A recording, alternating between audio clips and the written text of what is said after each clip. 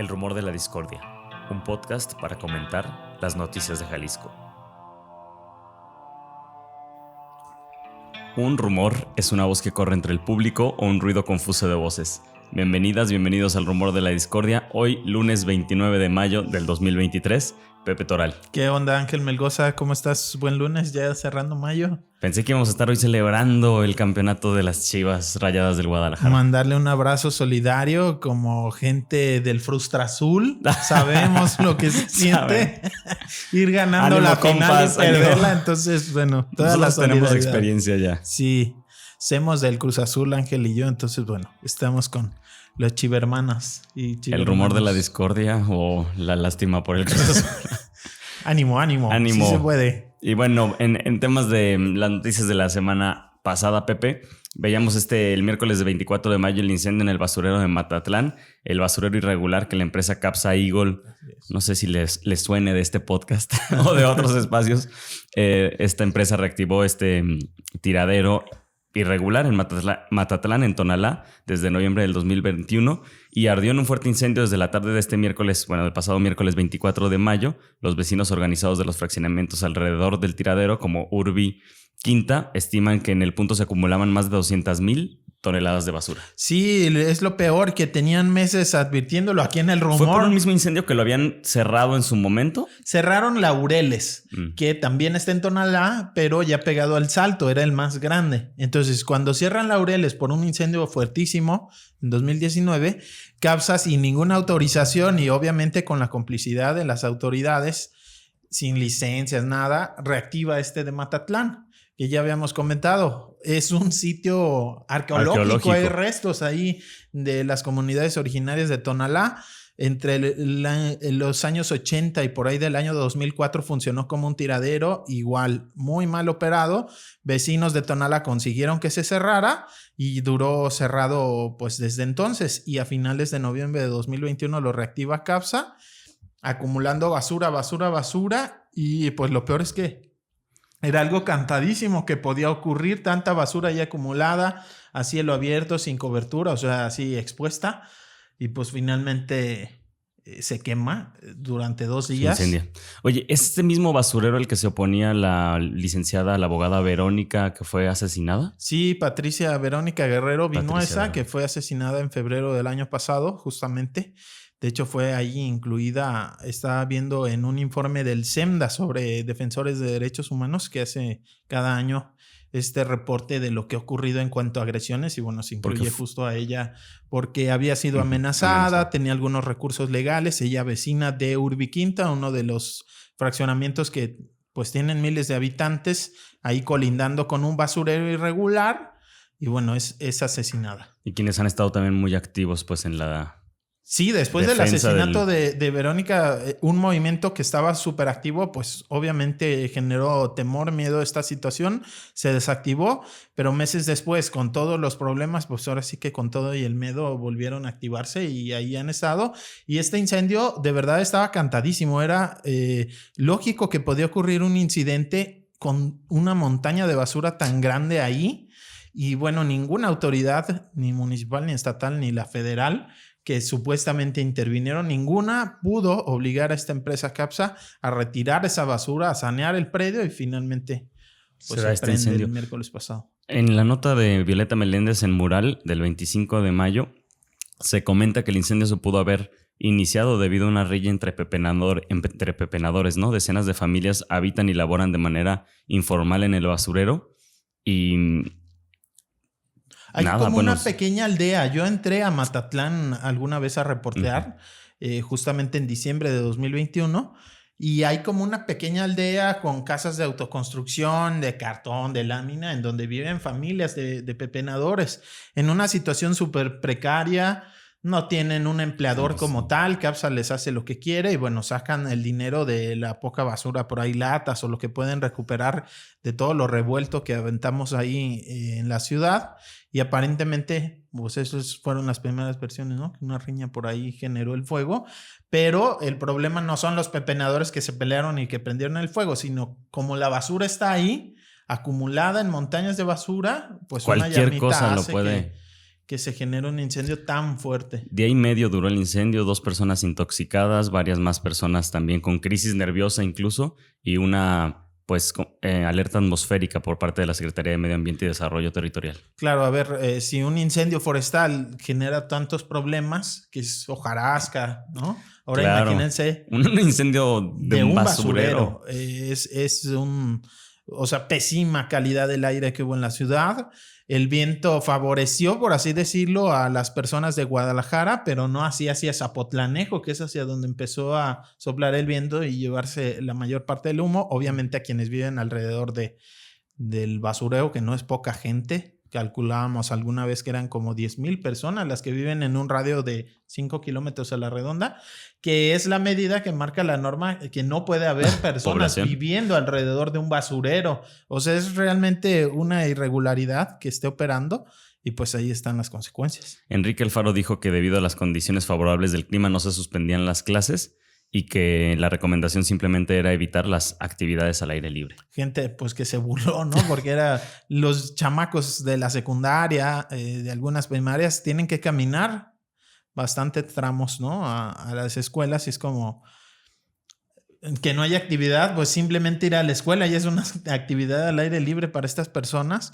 Y pues una insensibilidad y lo que ocurría con los incendios forestales hace algunas semanas, ¿no? En donde no se decidían a suspender las clases pese al riesgo que implicaba respirar ese aire, bueno, ahora era todavía peor porque el humo de la quema de basura es mucho más tóxico que una quema forestal. Hablando de toxicidad, este académico, el investigador Omar Arellano Aguilar hablaba justo de las sustancias químicas que se van liberando, ¿no? Con la quema de basura, conocidas como policlorinados, a ver si no me equivoco, dibenziodixinas, que al entrar en contacto con seres humanos causan enfermedades cardiovasculares, pulmonares e incluso pueden llegar a causar cáncer pulmonar. Aquí se nos anda yendo la luz, pero bueno.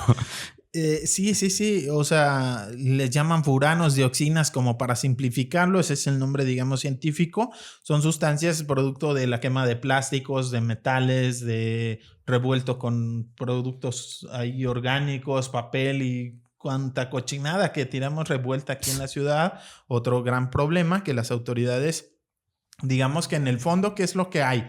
Una empresa que gana dinero, muchísimo dinero, decíamos, en estas actuales administraciones municipales, solo de que entraron de 2021 para acá, ya más de 700 millones de pesos había recibido esta empresa.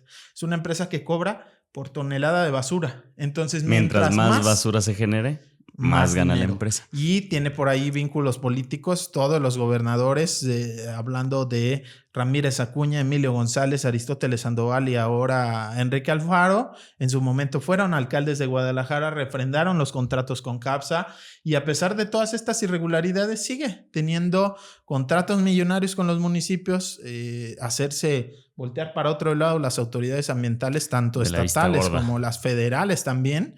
Y bueno, ahí están las consecuencias y mientras no cambie este modelo en donde desde la sociedad no hacemos ni el mínimo esfuerzo por generar menos basura, por separarla, por ejemplo, la basura orgánica, hacerla composta u otras medidas, pues se está incentivando generar cada vez más basura, hacerle el caldo gordo del negocio grande a esta empresa y pues a los políticos ahí aliados. Si bien el jueves a las 19 horas se desactiva la alerta atmosférica, ¿se tomó alguna medida en relación con este basurero para evitar algunos próximos percances como incendios o alguna decisión ahí política? Bueno, por ahí escuchaba que el ayuntamiento de Tonalá, el alcalde Sergio Chávez decía que ya no se iba a permitir el ingreso de personal de CAPSA, que el sitio ya iba a estar pues controlado por la policía inclusive de Tonalá.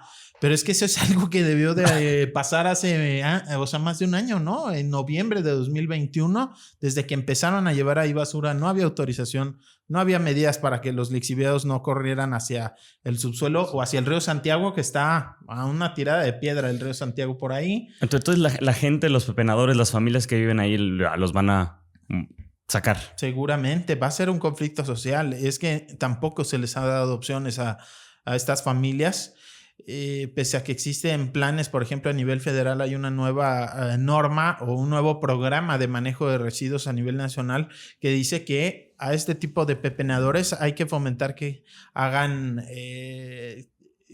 digamos, colectivos que se formalicen, que hagan cooperativas y incluirles en la cadena formal, porque en teoría es ilegal pepenar, pero si hay poquita separación y poquito reciclaje, que es mínimo, es gracias a estas familias que separan. Entonces, mientras no las incluyas en la solución, mientras no les des opciones para que se formalicen, o si no les vas a permitir hacer su chamba, bueno, otras opciones de empleo, pues va a ser un problema social. Y les han usado, la verdad, como grupo de choque, CAPSA. Es muy fácil, o sea, son personas que viven de pepenar basura. Y con que la empresa les diga, ¿sabes qué? Los vecinos ahí organizados van a hacer que pierdas tu trabajo. Con eso es suficiente para que haya confrontaciones y las ha habido.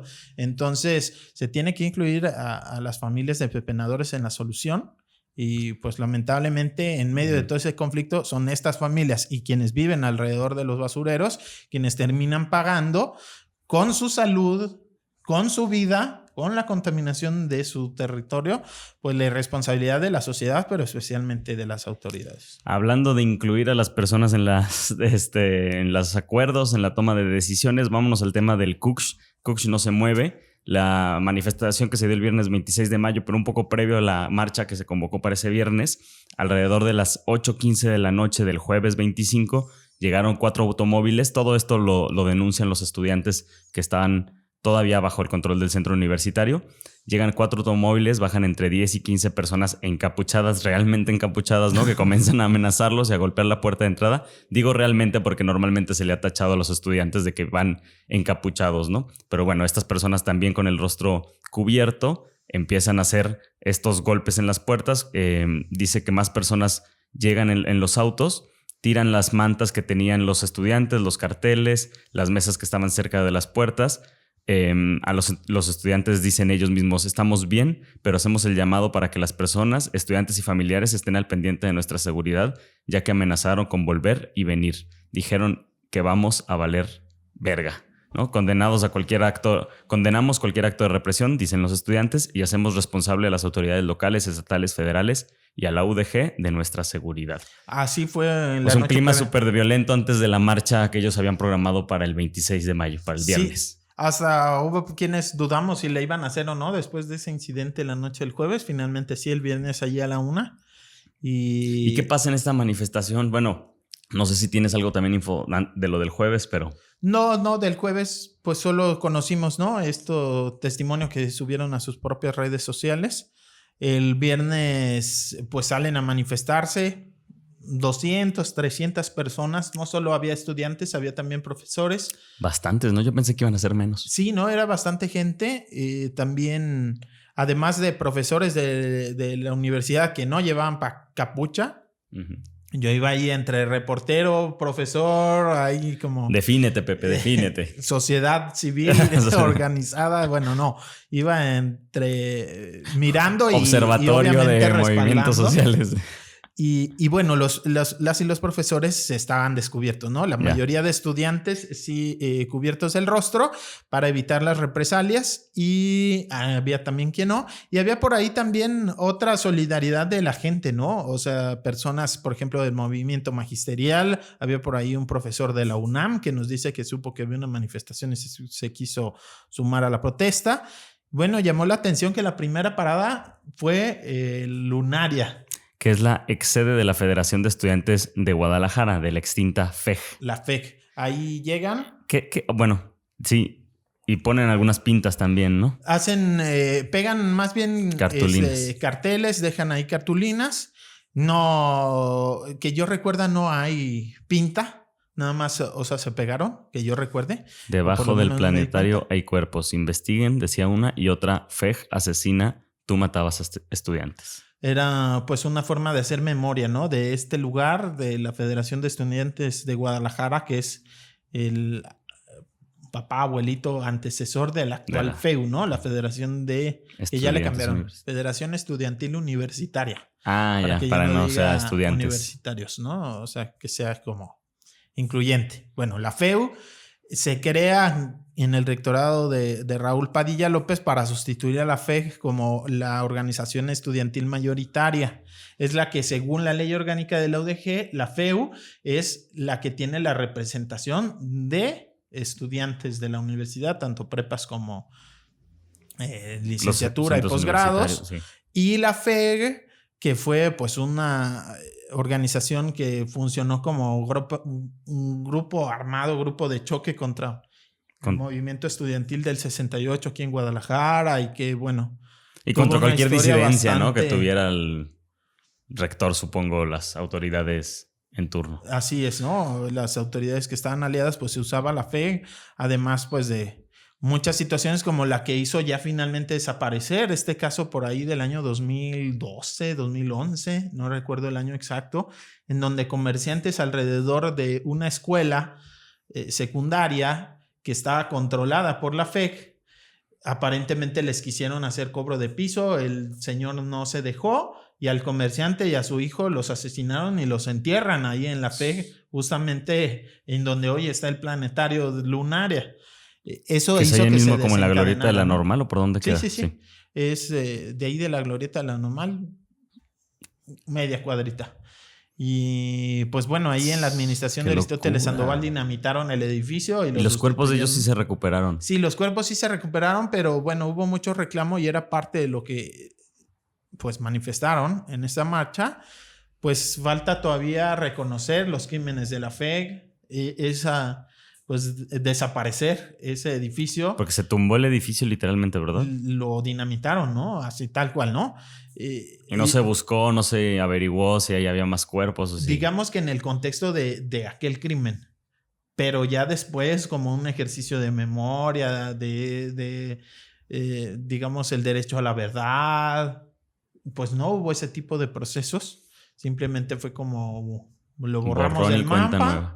Y ahora ya hay un planetario, entonces bueno, fue parte de lo que quisieron. Se detienen ahí, después entonces continúan caminando. ¿Por dónde caminaron para llegar hasta la rectoría de la Universidad de Guadalajara? Es la Normal, 16 de septiembre, Avenida de los Maestros, y ya Federalismo hasta Washington, hasta Juárez. Juárez. Y subieron por todo Juárez Vallarta.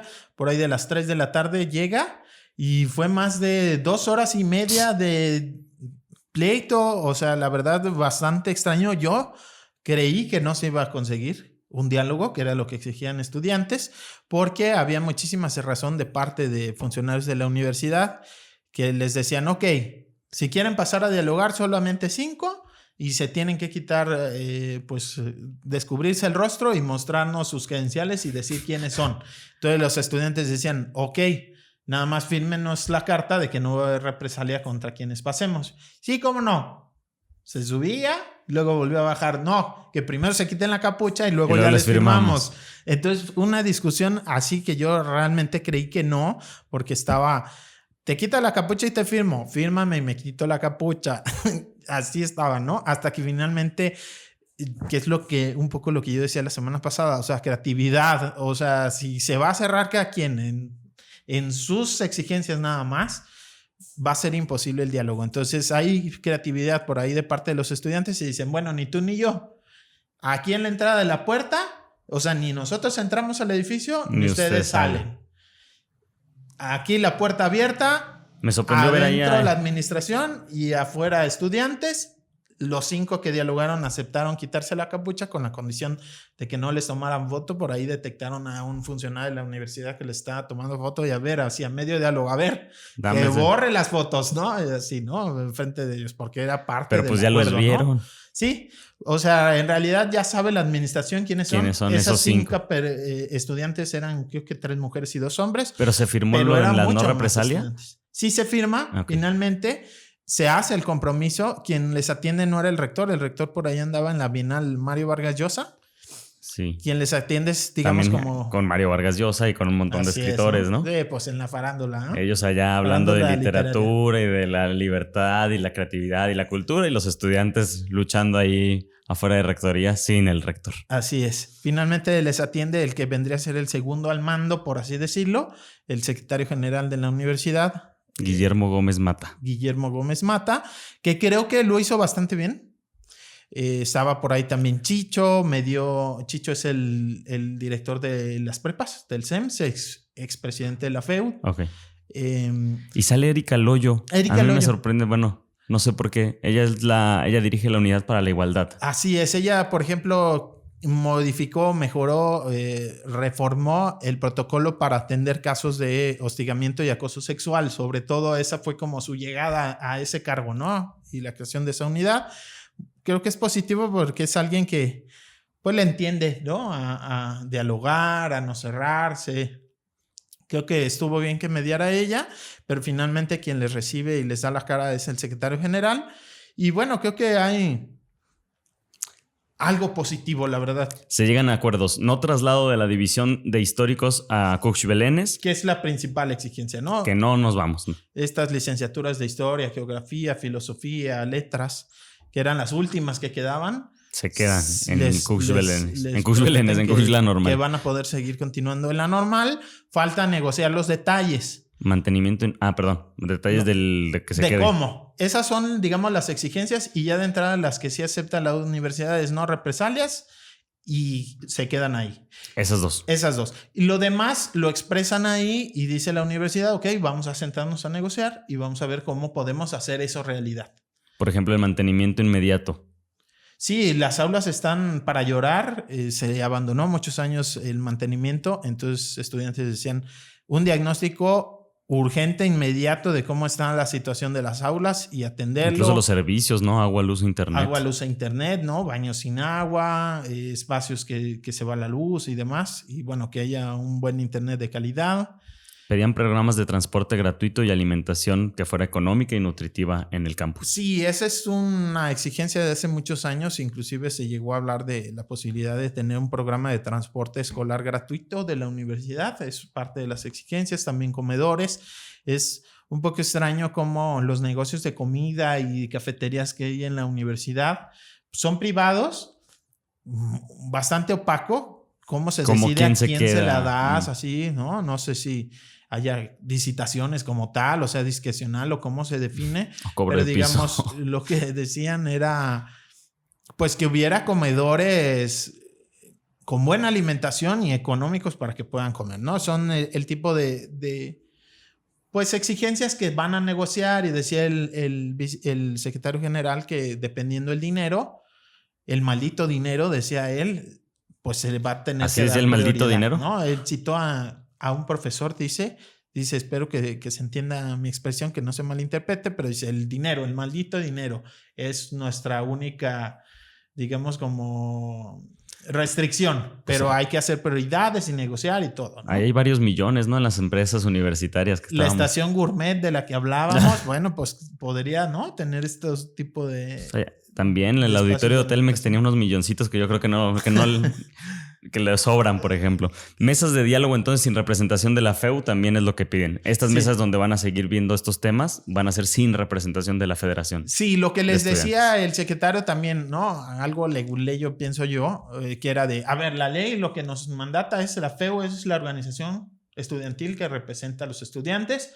Si quieren tener su propia, pues tendrían que organizarse ahora sí y demás, pero pues les aceptamos a ustedes como plática, nada más que sepan que según la ley la FEU les representa. Entonces dicen los estudiantes, ok, hacemos un llamado a la FEU a que como nuestro representante nos represente, no presentándose a las mesas de diálogo, ¿no?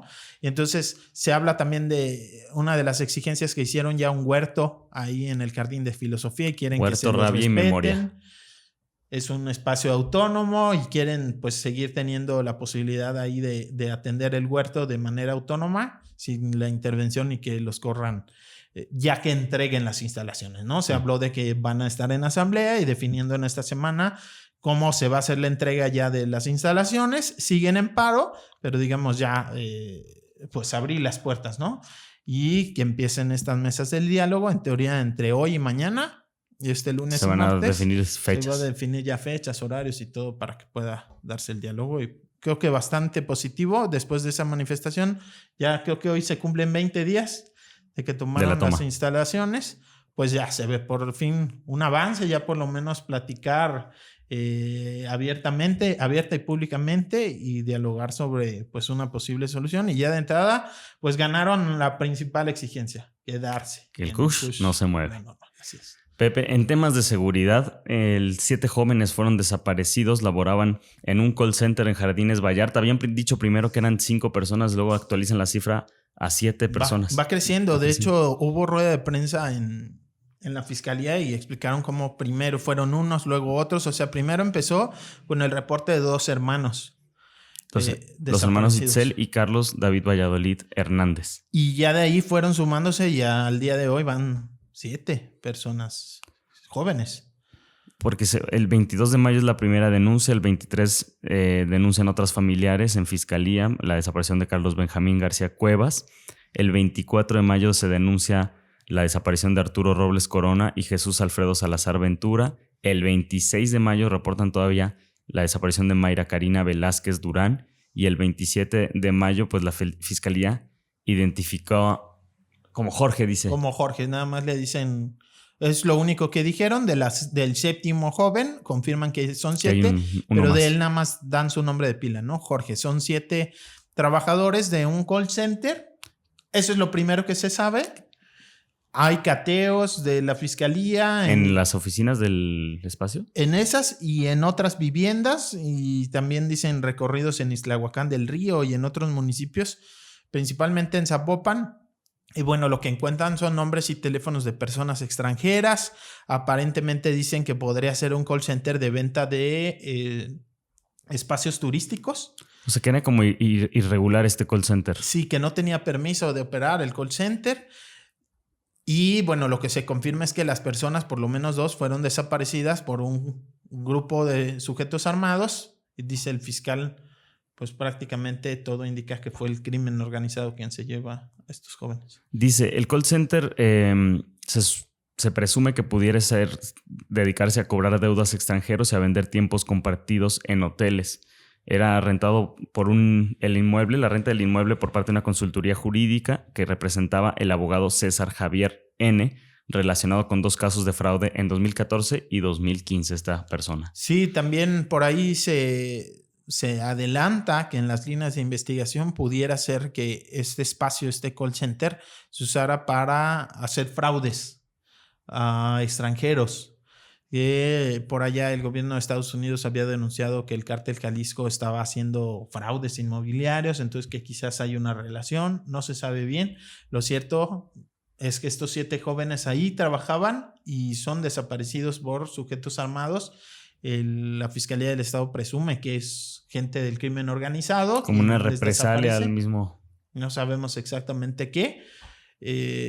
Y pues bueno, la exigencia de las familias ayer en el partido, ahí alrededor de la Minerva se manifiestan familiares de personas desaparecidas, incluyendo algunos familiares de estos 7 jóvenes, pues exigiendo que se les encuentre, más allá de cómo funcionara ese call center, si era irregular o no, claro, si totalmente hacían actividades ilícitas o no. Bueno, lo primero es que sean localizados estos 7 jóvenes y bueno, que sigan las investigaciones y pues lo urgente es encontrarles pronto y con vida. Finalmente está tan precarizado también en la situación laboral, ¿no? Que un joven puede llegar a una opción como esta. No sé exactamente cómo es la situación específica de ellos, ¿no? Pero puedes llegar a una empresa sin darte cuenta si tiene el permiso, si no tiene el permiso y estar en medio o en una situación incluso de riesgo, lo que aún hace todavía mayor como esta tragedia, ¿no? Generalizada que tenemos, que incluso tú buscando una chamba, un lugar para desarrollarte profesionalmente, pues puedes acabar en medio de un negocio ilegal que tiene sus propias dinámicas y rencillas, ¿no? Tal cual.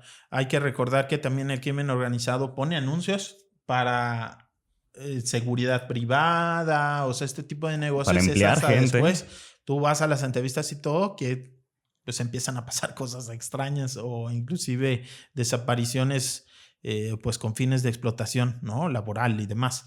Entonces, bueno, aparentemente por ahí va la situación. Lo más importante y urgente es encontrarles con vida y con bien.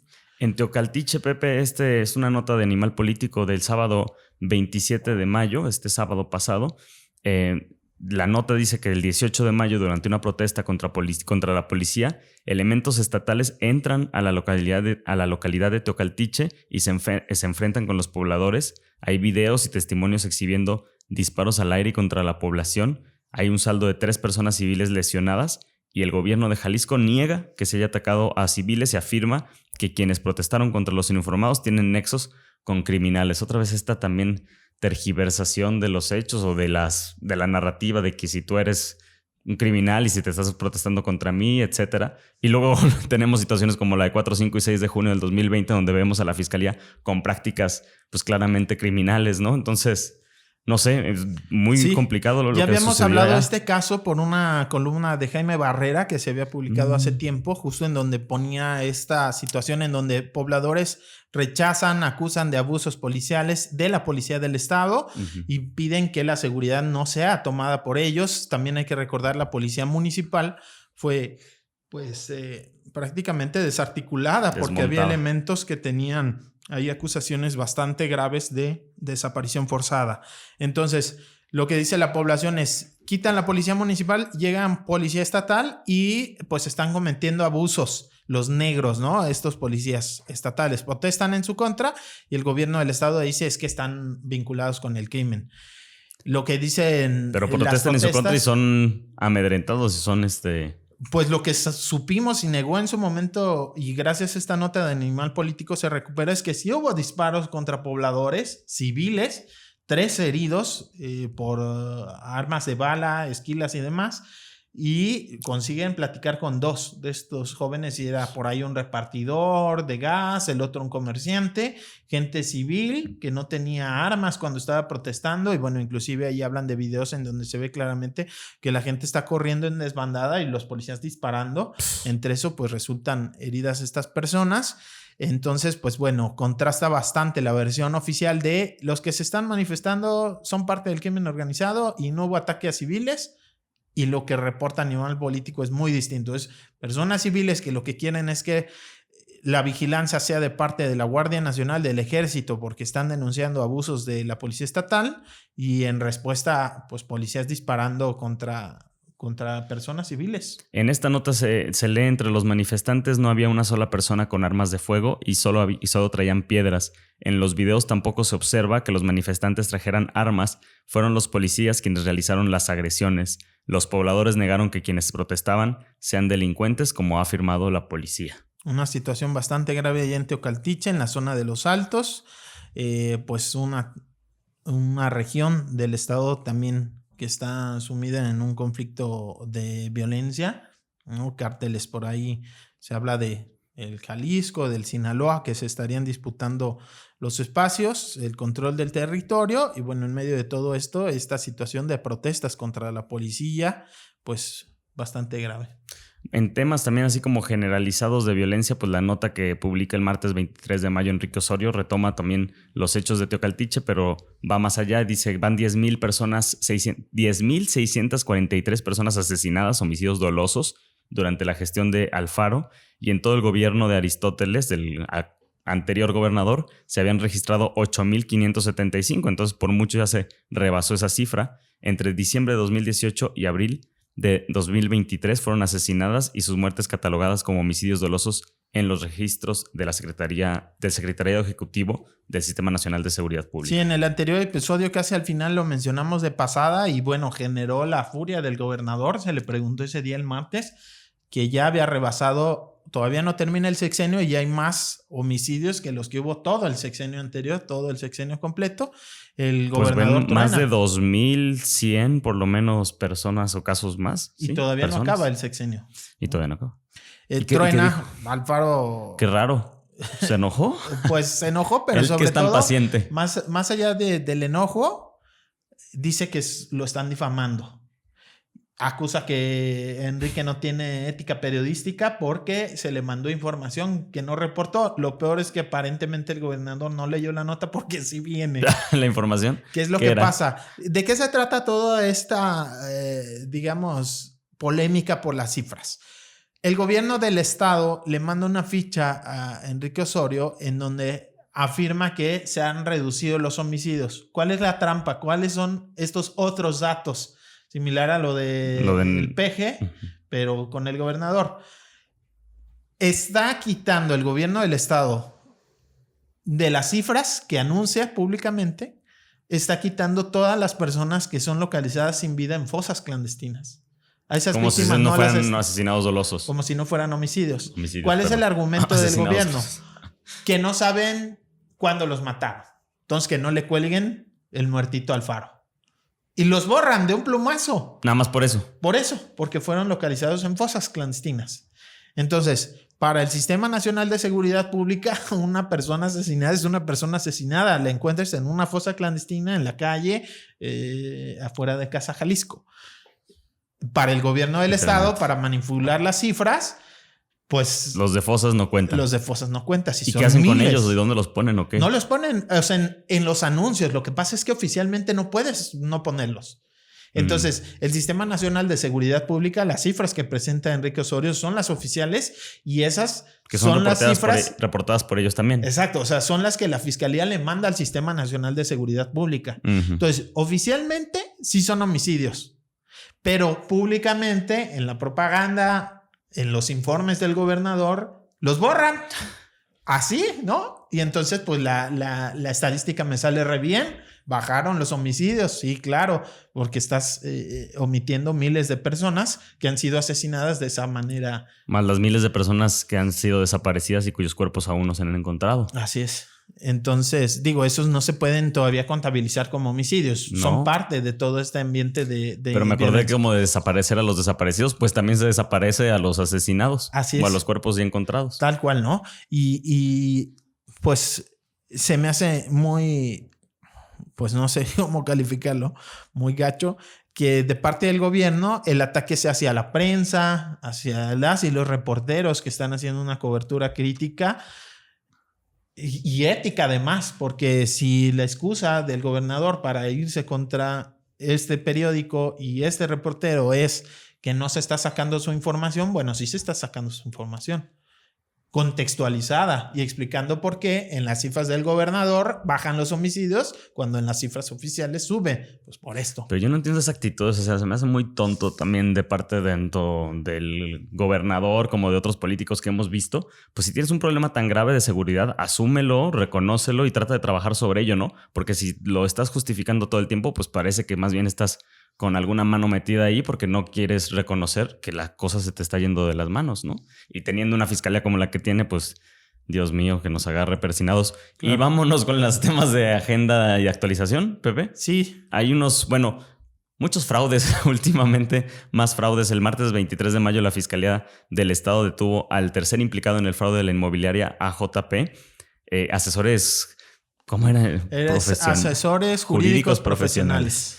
Que intentó tomar un vuelo en el aeropuerto, lo detienen. Es el tercero, ¿no? El tercero en este fraude. Que, bueno, son miles de millones de pesos, ya sabemos, es este fraude que, pues, quien lo encabezaba se quita la vida luego de hacer un video reconociendo que había defraudado a muchísima gente en donde sobrehipotecaban. Y ahí, ojo... Él dice que fue honesto, ¿no? O sea, como que sí lo estaba intentando honestamente... Pues no se puede, porque una sobrehipoteca es algo ilegal y es algo que tampoco se ha hablado mucho. En el registro público de la propiedad había alguien, todavía no sabemos quién, que estaba permitiendo esta sobrehipoteca. Las hipotecas se registran justamente para que una misma propiedad no pueda darse como garantía a distintas personas. Porque, ¿qué es lo que pasa? Si se muere la persona y hay que liquidar un bien para pagarle a tus deudores, pues ¿qué va a pasar si le debes a 4 la misma casa? Pues no hay. No hay para dónde. Eso es lo que se hizo. Y entonces hubo alguien en el registro público de la propiedad que fue cómplice de este tipo de fraudes porque debió de haberse activado una alerta. A ver, esa vivienda ya está hipotecada, ya está dada en garantía, no la puedes volver a dar. Y eso es lo que pasó con muchas propiedades. ¿Y a quién detuvieron? ¿Quién fue esta persona? Pues aparentemente son de quienes vendían, o por lo menos los dos anteriores detenidos eran personas que vendían y ofrecían estas grandes rendimientos por invertir en la empresa.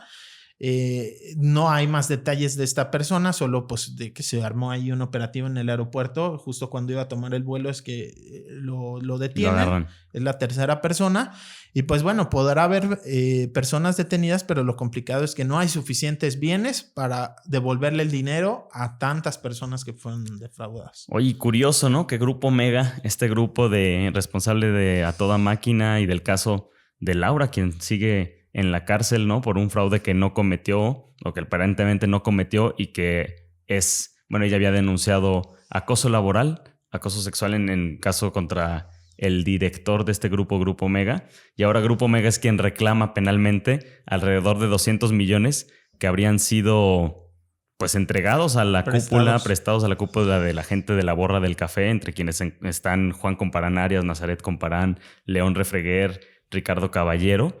Y pues mira, ahora Grupo Mega quiere justicia. Sí, está... Híjole, cómo se cruza, ¿no? Ya habíamos hablado de este caso de Laura. Un capítulo con otro. Sí. O sea, cómo se entretejen las historias. Entonces, Grupo Mega que presta, por ejemplo, al gobierno de Jalisco le presta maquinaria en este negocio multimillonario y multianual de a toda máquina. Pues bueno, renta, aparentemente, ¿no? Pues sí. Es como un arrendamiento puro, financiero. Una cosa así se le llama. Sí, ¿no? Pero así como que prestar, yo creo que esos güeyes no prestan ni la mano. Bueno, pues era el negocio, el préstamo. Entonces le prestan a la Borra del Café 200 millones y lo que dicen los socios minoritarios de la Borra es nos están ahora a pues una clase de extorsión porque les están hablando y diciendo van contra tus bienes. Tú vas a tener que pagar esos 200 millones. Entonces dicen los minoritarios, espérame. O sea, quien pidió ese préstamo, quien firmó, no fuimos los minoritarios, fueron estas personas que están huidas. Y bueno, pues ahora, como dices, Grupo Mega pidiendo justicia por ese dinero que no le regresó la Borra del Café, otra de estas empresas que aparentemente pues se podría llamar fraude. ¿Cómo se llamaba este señor de Grupo Mega? ¿Juan N? Es Ignacio Javier. Ignacio Javier N, él el director, no el propietario, pero el director. Y fue quien... fue señalado por hostigamiento sexual, abuso por parte de Laura y después de hacer esa denuncia penal llena de irregularidades, pues a ella la acusan de un fraude, ¿no? Y cómo ahora se cruzan los fraudes, muy llamativo. Llamativo, Pepe. Oye, otros temas, se nos está yendo el tiempo, pero otros temas que debamos estar atentos esta semana. Bueno, yo creo que el tema de... Pues sin duda la seguridad, la situación como está de complicada. Estaban por ahí pasando reportes de que Zapopan ya prácticamente se ha convertido en el municipio con más desapariciones en el estado, ver qué ocurre con estos jóvenes desaparecidos. Y pues bueno, en temas ambientales, ver si con este incendio allá en Matatlán cambia la situación. Y también bastante alarmante el tema de la sequía. Ya son 94 municipios que están con sequía severa en Jalisco de 125, la gran mayoría del estado en sequía severa. Todavía faltan un par de semanas, por lo menos, para que llegue el temporal de lluvias. Ya ahora sí digamos que esté el temporal. Entonces, bueno, pues esperemos que esa sequía no pegue demasiado en la cosecha, en el servicio público del agua en el estado. Entonces, pues hay que estar por ahí atentas. Pues muchísimas gracias, Pepe. A ti, Ángel. Gracias a ti también que nos escuchas y les recordamos que pueden seguir las redes de El Rumor de la Discordia y darse de alta, suscribirse en nuestros canales. Gracias. El Rumor de la Discordia, un podcast para comentar las noticias de Jalisco.